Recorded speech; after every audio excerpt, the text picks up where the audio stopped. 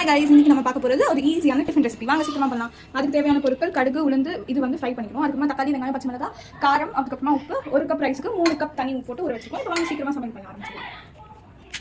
First இந்த வறுக்கிற பொருளை எடுத்து நம்ம ஆயிலில் போட்டுடணும். அது கொஞ்சம் வந்து ஃப்ரை ஆக விடணும், ஒரு ப்ரௌனிஷ் கலருக்கு வரதுக்கு. இப்போ வந்து எல்லோ கலரில் ஃப்ரை ஆகிடுச்சு. இப்போ தக்காளி, வெங்காயம், பச்சை மிளகாய் எல்லாத்தையுமே ஃபஸ்ட்டு வெங்காயத்தை போட்டுக்கணும். கொஞ்சம் அது வந்து ப்ரௌன் கலர் போட்டுக்கணும். இப்போ வதங்கிடுச்சு, நம்ம தக்காளி போட்டுருவோம். இப்போ நல்லா மிக்ஸ் பண்ணி கலரி வச்சுக்கணும். வதக்கிறப்போ இப்போ கொஞ்சம் உப்பு போட்டால் அது சீக்கிரமாக ஃபாஸ்ட்டாக வதக்கிடும். தக்காளி வேணும்னா போட்டுக்கலாம். தக்காளி வந்து ஆப்ஷனல். இப்போ உங்களுக்கு ஒரு ஃப்ளேவரான டேஸ்ட் வேணும்னா தக்காளி போட்டுக்கலாம், இல்லைன்னா தக்காளி வேணும். இதெல்லாம் உப்புமா தானே, ஸோ தக்காளி வேணும். இப்போ காரத்துக்கு ஒரு 1/2 ஸ்பூன் மிளகாய் பொடி போட்டுக்கலாம். நம்ம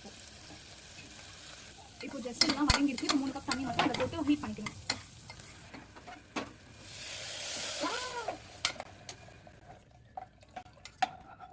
இப்போ இந்த தண்ணி கொஞ்சம் பாயில் ஆகி கொதிக்கிற மாதிரி வந்தப்போமா ரைஸ் போட்டு மூடிட வேண்டியதான் ஒரு 3 விசில்ஸ். இப்போ இந்த டைமில் நம்ம உப்பு காரம்லாம் பார்த்துக்கலாம். இப்போ ரைஸ் நம்ம போட்டுக்கலாம்.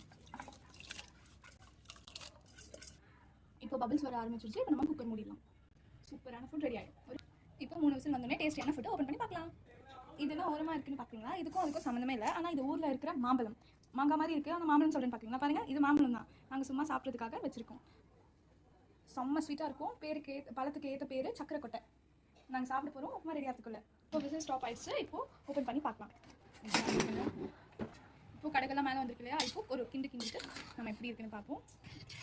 இப்போ வந்து கடுகு மேலே இருக்கணும். ஒரு கிண்டிட்டு ஒரு செம்ம டேஸ்ட் இருக்குது. இதுக்கு வந்து நார்மலாக ஊறுகாய் கூட சாப்பிடலாம், இல்லைன்னா வேணும்னா நம்ம சட்னி இது போட்டுக்கலாம். உடச்சக்கடலை, ஆனியன், ஒரு கார்லிக்கு 2 குண்டு மிளகாய் போட்டுட்டு அரைச்சிட்டு ஒரு கியூக்கான உடச்சக்கடலை சட்னி ரெடி பண்ணிடலாம். இப்போ நான் டேஸ்ட் பண்ண போகிறேன், நீங்களும் டேஸ்ட் பண்ணுவாங்க. Thank you guys. Happy hands.